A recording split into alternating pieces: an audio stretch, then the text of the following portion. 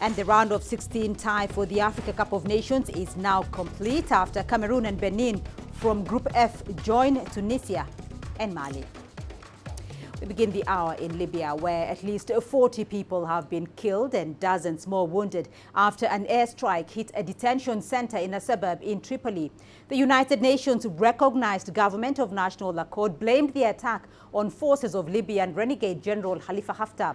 His Libya National Army has been fighting to seize Tripoli for the past 3 months. CGTN's Laura Walubengo has more. The attack took place late on Tuesday. The center, which is located next to a military camp in the eastern suburb of Tajura, houses more than 600 people. The part that was directly hit by the airstrike held around 150 male refugees and migrants from African countries such as Sudan, Eritrea and Somalia. Some people wounded and they died on the road on their way running. And some people are still under the block, so we don't know what to say. All what we know is we want UN to help people out of this place because this place is dangerous. We know it's going to happen like this before, but we don't have any power to do anything. This is the highest publicly reported toll of an airstrike or shelling since Eastern forces loyal to Khalifa Haftar launched an offensive to take over Tripoli in April. The UN-backed government of national accord has been battling the Libyan National Army in the area where the strike happened. But this is not the first time that Haftar's forces have targeted the center. It came under attack just 3 months ago. Military sources in the government say Haftar's forces are committing war crimes by targeting civilians and residential areas. Libya is a main departure point for migrants from Africa fleeing poverty and war and trying to reach Italy by boat. The European Union has stepped up cooperation with the Libyan Coast Guard to intercept migrant boats. Thousands of migrants are held in government-run detention centers in western Libya in what human rights groups and the United Nations say are often inhuman conditions. Laura Walubengo, CGTN. Well, the chairperson of the African Union Commission, Musa Faki Mahamat, has strongly condemned the airstrike. Mahamat is urging for an independent investigation to ensure those responsible are held to account. The African Union chairperson has also reiterated his call for an immediate ceasefire and for all parties to ensure the protection and the safety of civilians, especially the migrants trapped in detention centers. Well, let's get more on this development. CGTN's Yasser Hakim is in Cairo for us. Yasser, can you tell us more about this, though? Do we know who was behind this attack? It's too early to determine who's behind the attack. Obviously, the government of national accord, led by Fayez Sarraj, has accused the Libyan National Army, which has been on a war with the National Accord government in Tripoli. And they've accused the Libyan National Army of this raid, saying that it was intentional to kill civilians. On the other hand, the Libyan National Army is accusing the militias who are in Tripoli and are backed by the government of National Accord, of being the ones behind this air raid that has killed the illegal migrants, and therefore it's kind of not clear who is behind the attack. The UN representative for migrants in Libya himself said that he does not know who is behind the raid, and he was there when it happened at the camp, but he says that it's not yet clear who is behind the raid. So there's still unknown information. It's too early at the moment to decide who's behind it. But the problem is, obviously, there are many parties in Libya fighting, and it could be one of them. So, Yasser, it is still unclear who is behind that attack, but also many will be wondering at the motive for that attack. Why would anyone target a migrant camp?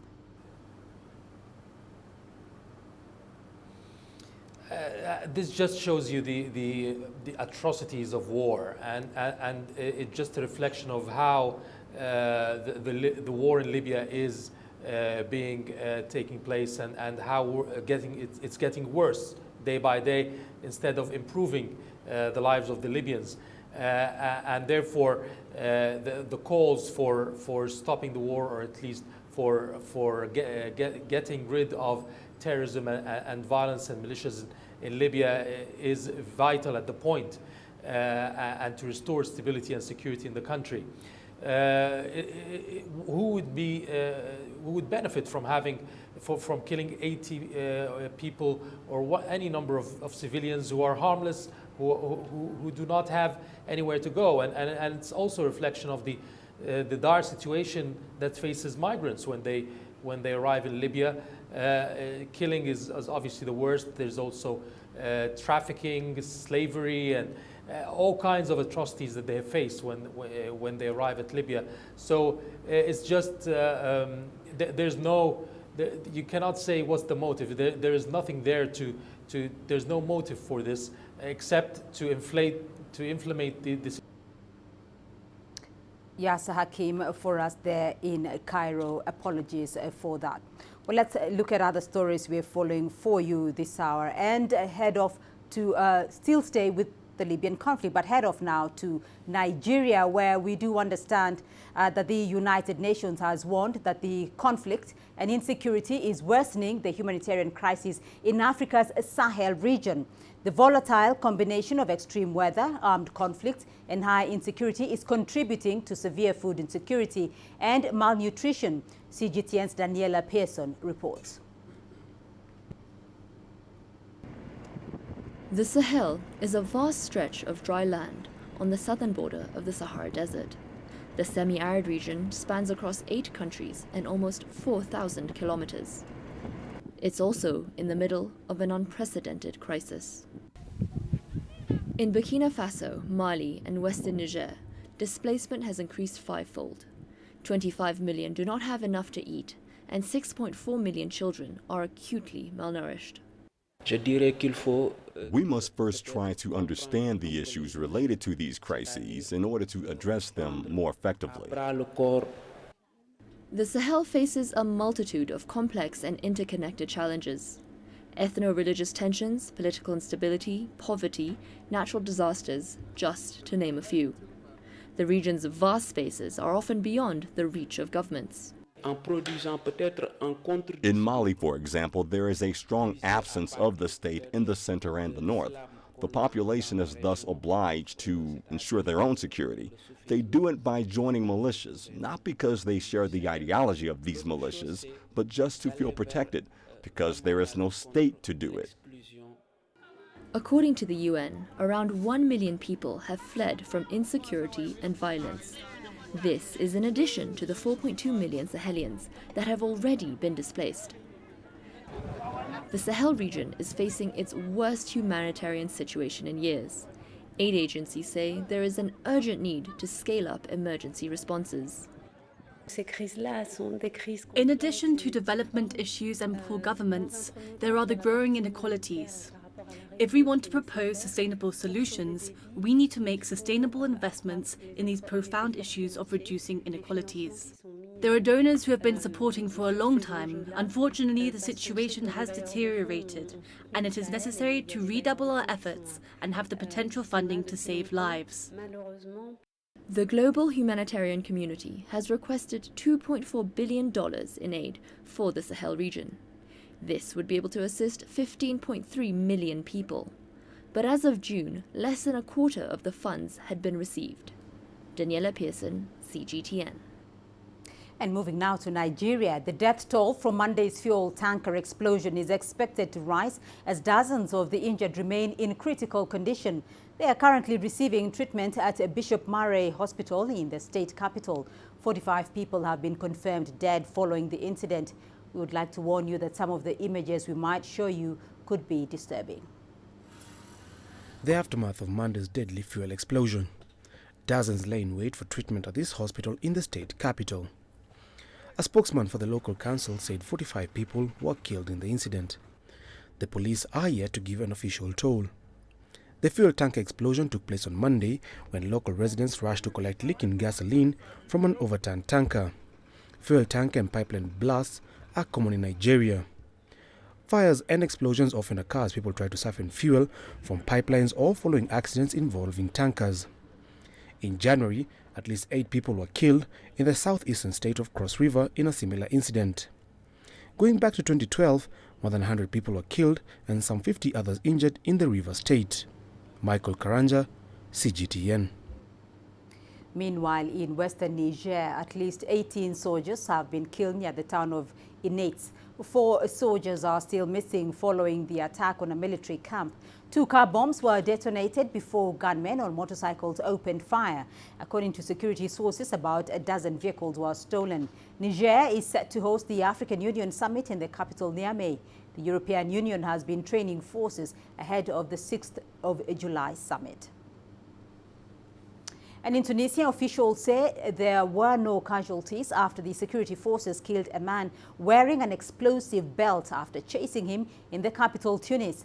Earlier, witnesses said that a man blew himself up in the Minla area in Tunis after being surrounded by police. 2 suicide bombers blew themselves up in separate attacks on police in Tunis on Thursday, killing 1 police officer and wounding several other people. The Islamic State claimed responsibility for the 2 attacks. We were at a cafe watching the Tunisian match when we had a large explosion. But I want to say that despite what happened, our people are strong and terrorism has no place here.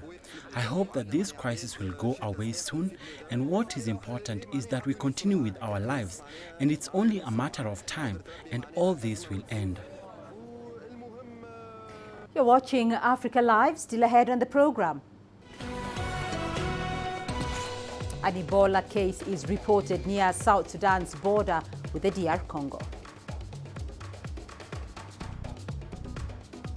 And the Center for Environmental Rights to release a report on South Africa's Mpumalanga coal mines.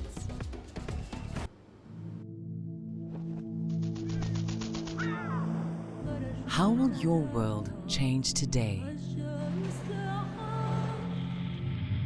What happens here?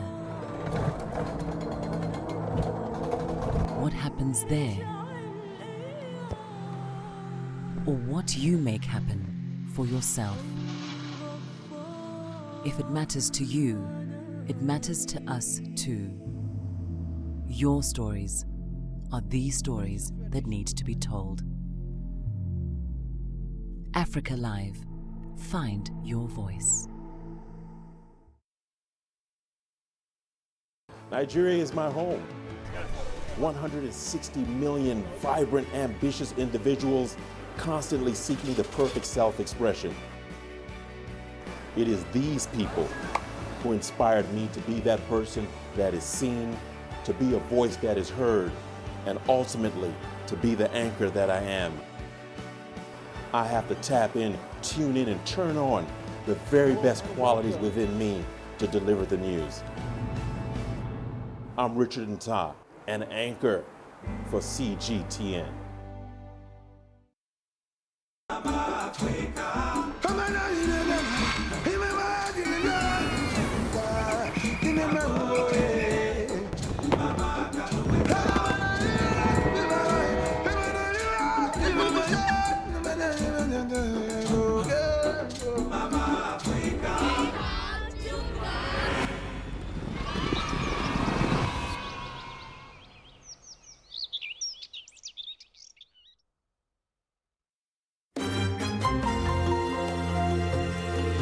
Africa Live.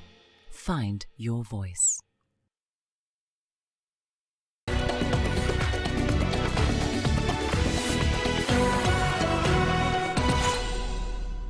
South Sudan's government says it is preparing its health sector in case of an Ebola outbreak. This comes as an Ebola case is reported in Aliwara town in the Democratic Republic of Congo, only 70 kilometers from South Sudan's border. CGTN's Patrick Oyet reports from Juba.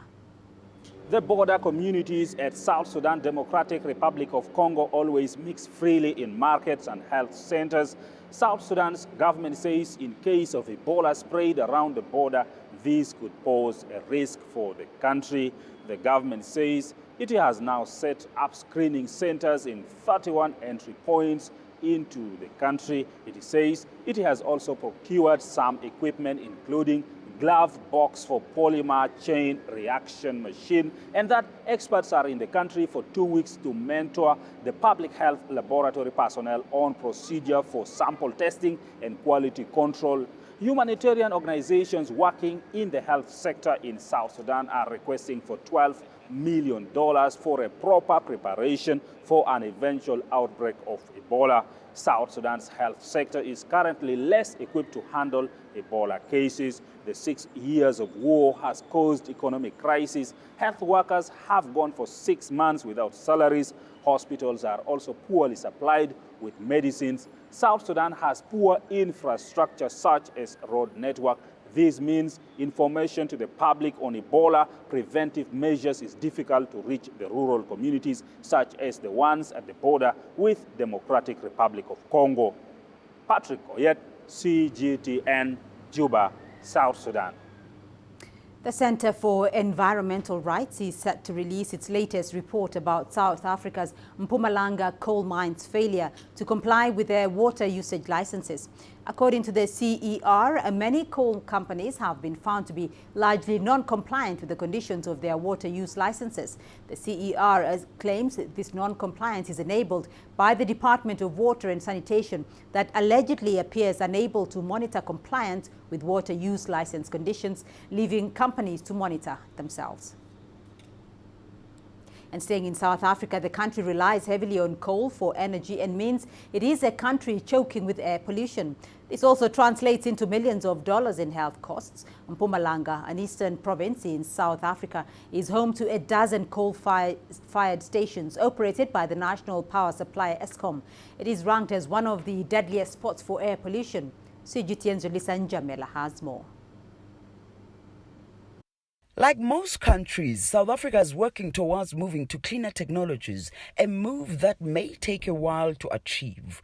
In the meantime, one of South Africa's provinces, Mpumalanga, is grappling with air pollution.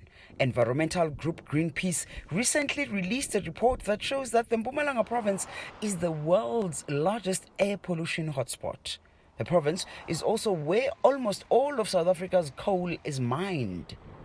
And the resulting pollution is adversely affecting residents here. We spoke to a number of families here in this area, and they related a number of stories of feeling helpless as they watch their children and other family members suffering on a daily basis. They refer to the pollution as a silent but prolific killer. Promise Mabilo felt compelled to become an activist after realizing that her son was heavily affected by pollution. She describes watching her son in pain, suffering from bronchitis, as the worst thing she's ever experienced. When these people are attacked by this, they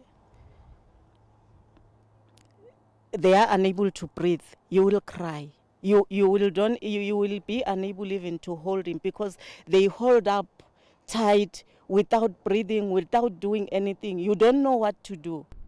Her organization has recently launched a case to demand that the government clean up the air in the polluted areas. What we really need is that the government should enforce compliance. But we know that they will take time to do that. They have to do something. The government have to do something. Mabilo is just one of many residents in this area who are in anguish. Mbali Matebula tells us that she no longer knows what to do. She simply can't cope anymore. The problem is asthma. Both my children have asthma. Princess's asthma started when she turned 2. Now she's 5 years old. For Asimahle, it started at 3 months. Now she's 8 months. It affects me directly because it attacks them literally every night. And I have no means to take them to hospital. I have TB. I can't even hold a job because of the severity of my condition. Meanwhile, I have to take care of a few small children. When my children were born, they were completely fine. After 6 months, this one was admitted. They said he has asthma. Even my second born, after a year, she was admitted. Same symptoms. Also had asthma. The Department of Environmental Affairs in 2007 acknowledged that this area is an air pollution hotspot. And since then, it has declared the area a priority zone. So the work that we are doing in the priority areas is the Minister has established air quality management plans, which are the plans that we are implementing now to try and reduce the levels of pollution to acceptable levels. So for now, these residents will continue to agonize over where they can possibly get urgent assistance. Ladies and gentlemen, for CGTN in Mpumalanga Province, South Africa.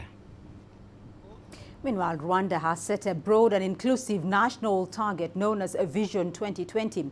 The idea is to bring all Rwandans into the country's development agenda, integrating green growth and climate resilience strategies.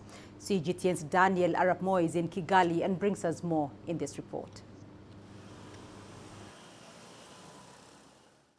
Rwanda is taking a proactive approach and putting the environment and climate change at the heart of all the country's policies, programs and plans. Rwanda's mission to maintain a clean and healthy environment has been ongoing since 2008, when it banned the use of non-biodegradable plastic bags and packaging materials.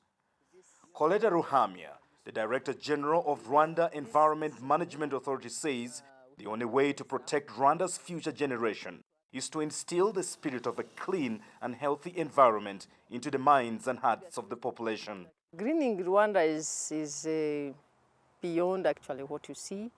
It's about greening all sectors, specifically development sectors like agriculture, urbanization. You can see this project as well.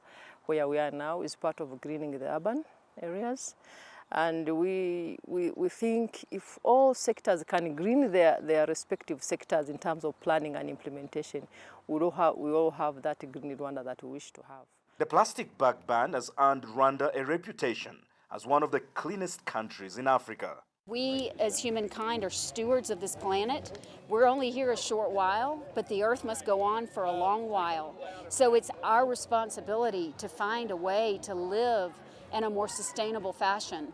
And I'm glad to see that Rwanda is taking steps on the forefront of taking care of stewarding the planet, because if we don't, we simply will not be able to live.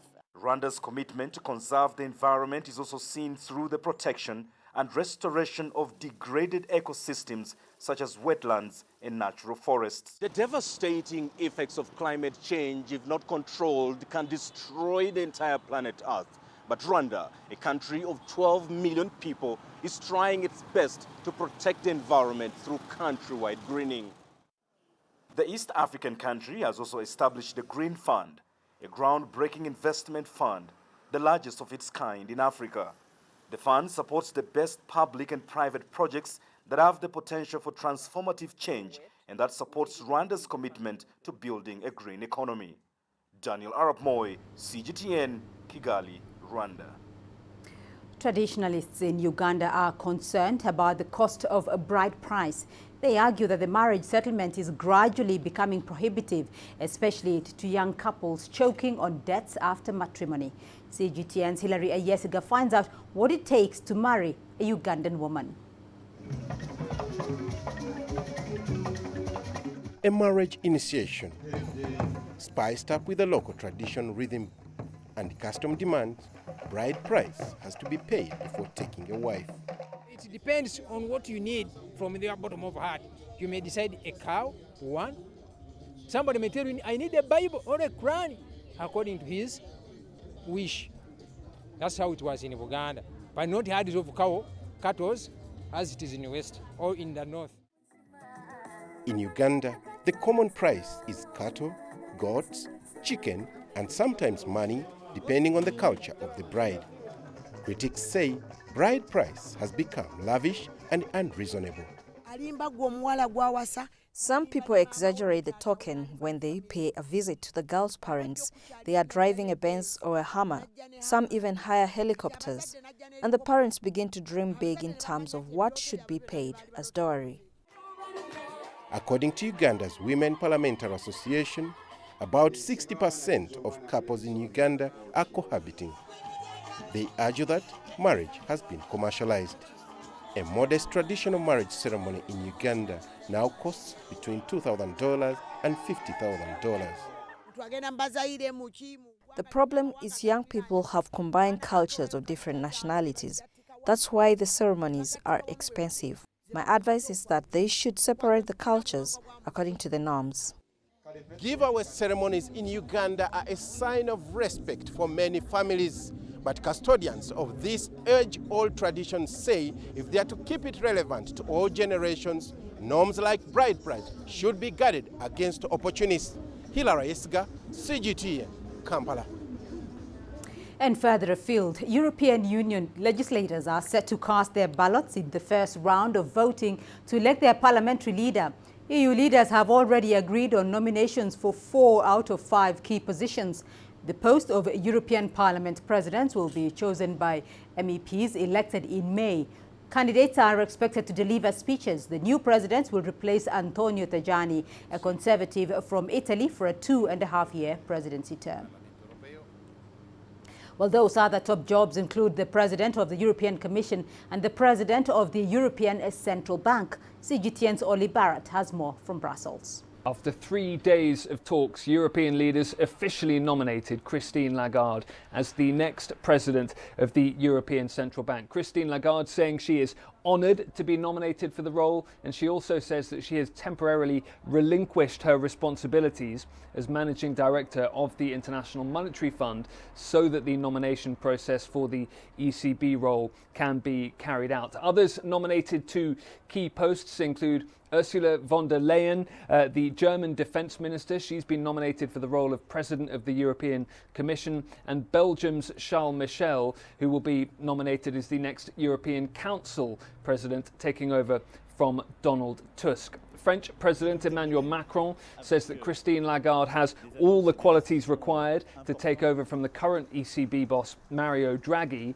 Mario Draghi's time in office has seen him having to deal with the Eurozone financial crisis. Many credit him with saving the euro single currency, and whoever takes over from him will have a struggling European economy to try and boost. And Mario Draghi himself has already said that the ECB is considering further stimulus measures. But Christine Lagarde is a controversial choice. She is not an economist, although she has run the IMF since 2011 and was previously French finance minister. She's also controversial, though, because she was convicted in France in 2016 over the 2008 case of a state payout to a wealthy businessman. She will, if confirmed, start her duties at the ECB in November.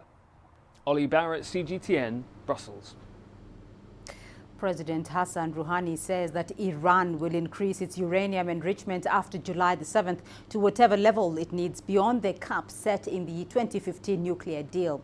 He said the Arak nuclear reactor will also return to its previous activities if the remaining signatories to the deal do not fulfill their promises. Earlier, European leaders voiced concern about Iran exceeding low-enriched uranium stockpile limits set by the accord. Tensions have remained high since Monday when Iran said its reserve of low-enriched uranium exceeded 300 kilograms, surpassing the limit set by the 2015 Iran nuclear deal. Top diplomats from the European Union, France, Germany, and the UK said Tuesday that they are extremely concerned with the situation and urged Tehran to reverse course. A joint statement by the 4 parties said Iran's announcement has been confirmed by the UN's nuclear watchdog, and they're urgently considering next steps in close coordination with other deal participants. The nuclear deal was reached 4 years ago between Iran, China, France, Russia, Britain, the United States, and Germany. But under the Trump administration, the U.S. withdrew in 2018 and reimposed sanctions on Tehran, despite objections from the international community. Other parties still support the deal and have vowed to sidestep U.S. sanctions. France, Britain, and Germany created special vehicles to continue legitimate transactions with Iran, but it's turned out to be a tool only designed for humanitarian aid. Iran has said the help from Europe is not enough. Iranian Foreign Minister Mohammad Javad Zarif said in a tweet Tuesday that, quote, Moving forward, Iran will comply with its commitments in exactly the same manner as EU and E3 have and will comply with theirs. Fair enough. Russian Foreign Minister Sergei Lavrov has also urged European countries to truly implement a special mechanism for trade with Iran that will bypass sanctions. Yang Zhao, CGTN. You're watching Africa Live, still ahead in your business news. Shell and Nigerian communities agree to reopen an oil facility in the country.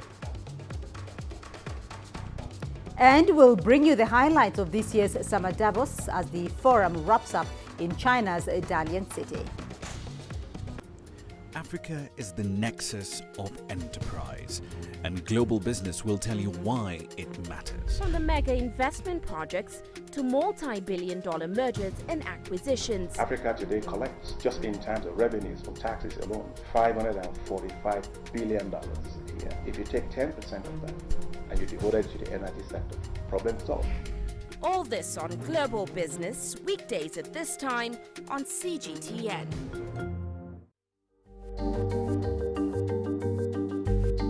Africa Live. Find your voice.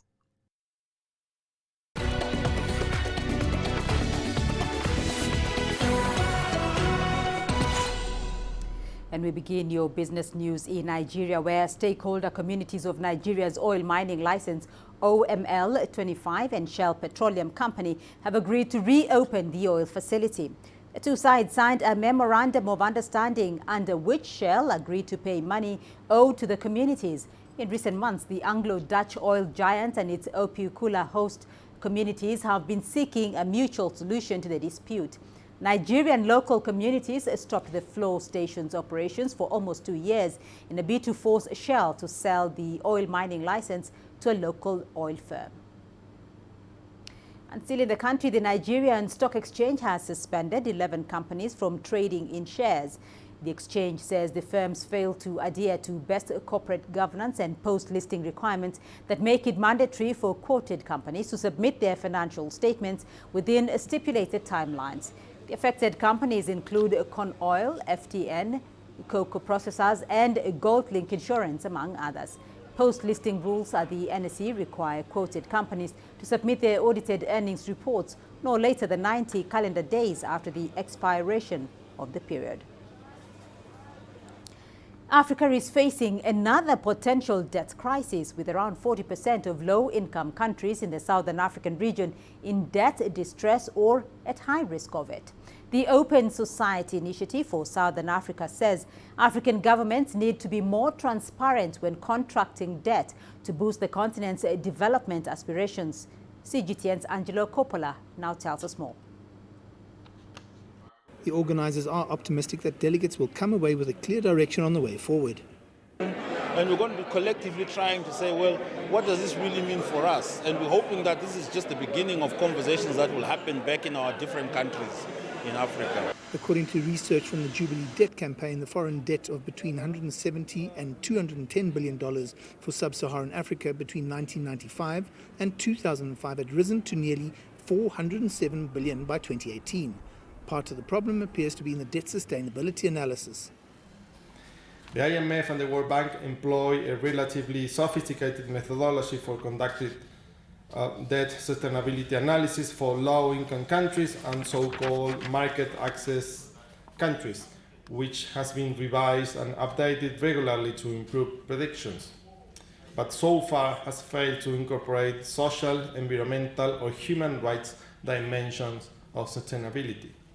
There are signals and warning signs, and they're pointing towards a possible debt burden crisis. The rapidity of borrowing by African countries is the fastest in the world. Secondly, we've seen quite a number of African countries exceed their carrying capacity in terms of their ability to generate sufficient resources domestically in order to comfortably service their debt. And that has landed some of them back into the embrace of the IMF in terms of stabilization programs and structural adjustment programs. The solutions to avoiding the potential debt crisis appear fairly straightforward.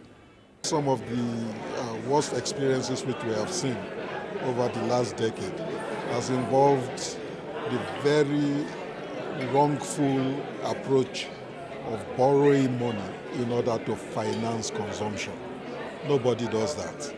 You borrow money in order to improve your productive capacity, to be able to generate more wealth, not to finance recurrent expenditure. Let's just talk about how do governments borrow, why do they borrow, and what should be the terms on which they borrow, and what are the consequences of all those debts that they take, and what should be the limitations, and how transparent should they be in engaging with the people before they borrow. Unless those conversations happen between the lenders and the borrowers and the citizens are involved, we're going to enter that crisis mode again. I'm Angelo Coppola for CGTN in Johannesburg, South Africa.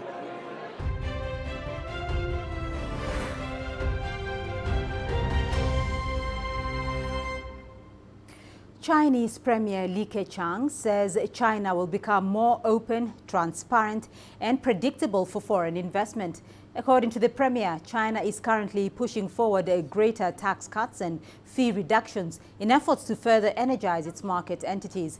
Premier Li made the remarks at the annual meeting of the New Champions 2019, also known as the Summer Davos Forum in the Chinese city of Dalian. His announcement comes just days after Chinese President Xi Jinping and U.S. President Donald Trump agreed to resume trade talks after a lengthy deadlock. The meeting of the New Champions provides a platform for global leaders from business and society to contribute to broader policy discussions. The forum is set to conclude on Wednesday. Let's now cross live to Shui Hao, who's been covering the forum for us in Dalian. Tell us, what are some of the actions on the last day of the forum?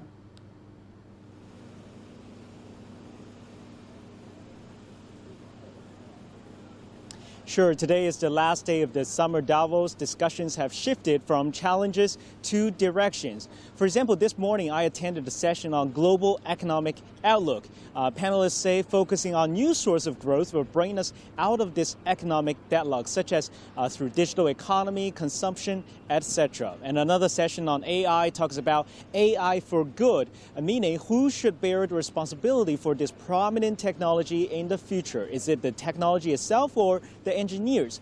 But not just the sessions. A fresh report on emerging technologies in 2019 was released by the WEF. For example, technologies that make the list include bioplastics, social robots, advanced food tracking, and DNA data storage. These are some of the breaking innovations to watch for in 2019 and beyond. And they might achieve a very considerable breakthrough within the next 5 years, says the report. So a lot of ideas on technology and economy have been exchanged over the past 3 days. And in fact, last night my guest told me that with delight that she found there's a potential for cooperation between solar energy, which is the sector she works in, and big data. So this says about Davos, which is a platform where businesses, academia, government, and media scholars, they all meet, mingle, and share thoughts. But more importantly, this provides a platform where they can catch up with each other later in the future to make the world a better place. Back to you. Sui Hui Yao joining us there from Dalian. Meanwhile, the mass connectivity, enhanced mobility and technological progress are currently all happening in the world at an unprecedented pace. Yet, for all the progress the globe is making, many are still struggling. Panelists at this year's World Economic Forum shared their views on how countries can cooperate under China's Belt and Road Initiative to boost the global economy. When BRI came over, we found out that Japan came up with big investment plans, more than $6 billion. India came up with a credit line of $3.5 billion. Even we recently found out the Americans has opened up their commercial office in Bangladesh. So it's quite a good harmonic picture, what I see, and it's very beneficial for Bangladesh also. And we got about more than $5.5 billion from China as an investment and also in debt, actually. For our company, we invite third parties to work on projects under the Belt and Road Initiative. For example, we actually work with companies like Schneider in France and Siemens in Germany on projects in Africa. In Asia, like in Bangladesh, we are working with Japan's Mitsubishi and so on. The thing about the Belt and Road, I'm more and more convinced as I get to know it better, the ambition of connecting Europe and Asia and everything that is in between, of course, India, Southeast Asia, is really what is at the heart of the Belt and Road. It is a new kind of globalization because it is a globalization that incorporates difference. I consider Belt and Road as opportunity for everyone, under one condition, that we need to behave responsibly. It means we should keep in our minds economic sustainability, financial sustainability, environmental sustainability, and social sustainability. The world has become more connected due to technology, and moving goods from place to place is now much easier. A Kenyan startup, Sendi, is doing just that for fast-moving consumer goods and e-commerce companies. Using a simple app, it connects cargo owners and transporters to help them deliver goods to customers. CGTN's Penina Karibe tells us more. Technology has changed the way we do business, with companies such as Uber and, in the Kenyan case, M-Pesa, the mobile money transaction app. It is now increasingly easy to do business, and joining the fray is Sendi, a Kenyan startup company that moves goods across the East African region. How does it work? It's very simple. Download the Sendi app, key in location of the pickup and destination of the goods, choose the vehicle you prefer and make your payments. All of this is coordinated from here, Sendi headquarters in the heart of Nairobi, Kenya. From motorcycles to pickups, vans or trucks, depending on the size of your load, it will be delivered. So this started in 2015, and the need was, you look around basically transport providers, more so in the region, they're basically small and fragmented. So one has 1 to 5 vehicles. And there's no single company that has a huge fleet across the region. So this is actually super inefficient and makes it difficult for fast-moving consumer good companies to be able to transact with them. So we actually saw the need of consolidating this service provider. Instead of going by the roadside to actually be able to transact with them, we'd bring them online and get that information to the customers, these fast-moving consumer good companies and e-commerce companies, to be able to transact with them. They started with motorcycles, and as trust amongst their customers grew, they added other means of transport such as containers. It's the first startup of its kind in this region. Sendi has taken advantage of the big East African market. It's now venturing into West Africa. It just recently opened up an office in Nigeria. And as the company scales up across the continent, its staff diversity too has grown, attracting talent from across the globe. And the challenge is getting good talent that basically can adopt the new business model that we're actually running, things like getting data engineers, getting data analysts, getting good engineers to actually join the team to basically build the company. Because we're a technology business. We don't own any of the assets. So basically our asset is building the technology and to bring in that efficiency. So that has been a huge challenge. Their services have been packaged to favor their customers with insurance cover for the goods and a tracking service that allows the client to monitor the movement of their goods regardless of which country they are in. As for competition, Sendi says it is not too worried about that. So our competitors are basically, the market is huge. This is basically a $200 billion market across Africa. If you look at East Africa, it's a $15 billion market. It's still pretty huge.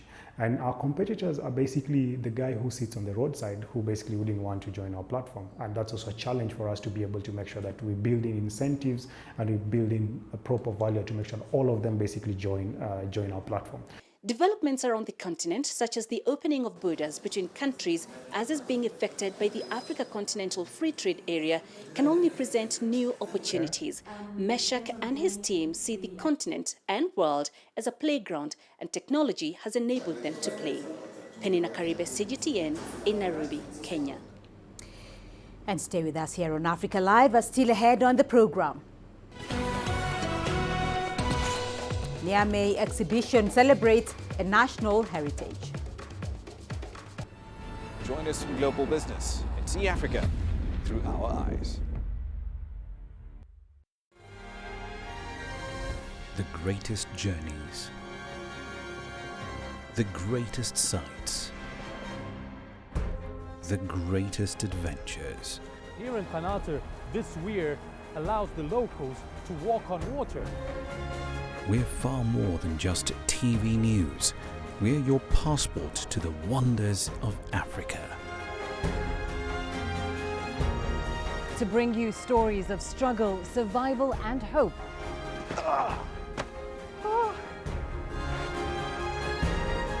So let's explore.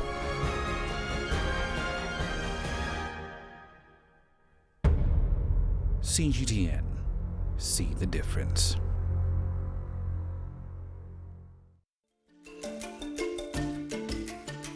Africa Live. Find your voice.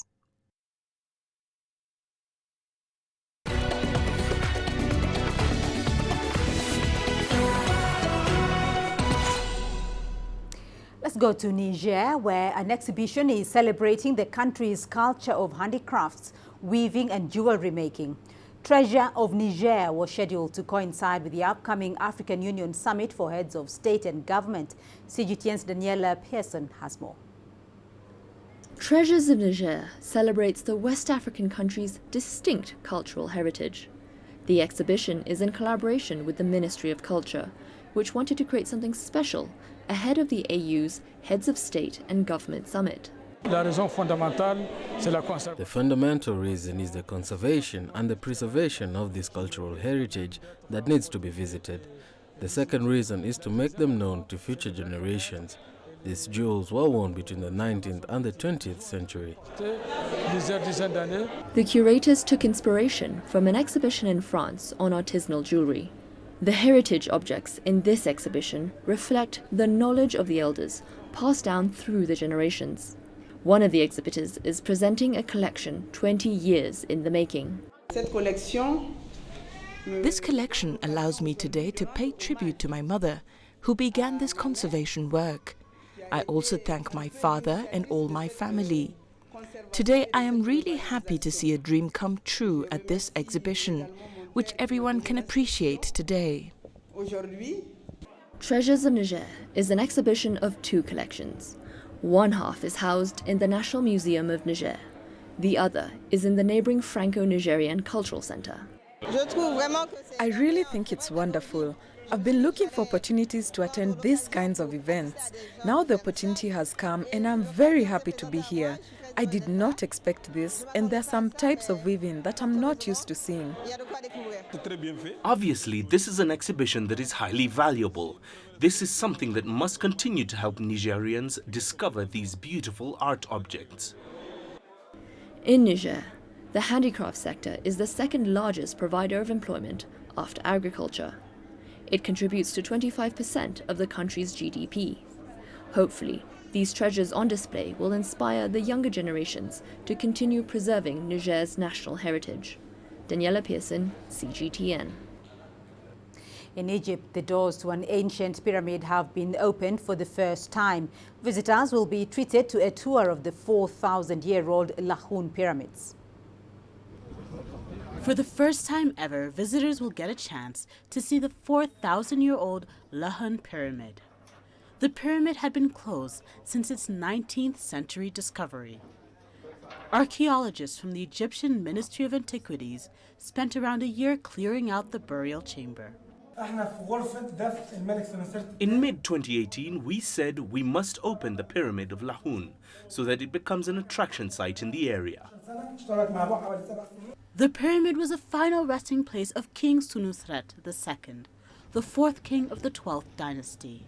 Visitors will get a chance to see many treasures, such as sarcophagi, as well as a collection of painted masks. The white one is ivory, the black is black crystal, and we can see bronze or copper. Amulets, scarabs, shells, chains, catons, which is still in perfect condition of preservation.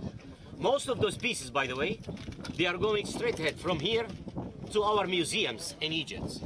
By opening up the Lahoun pyramid, Egypt hopes to draw more tourists to the country. Astatal, CGTN.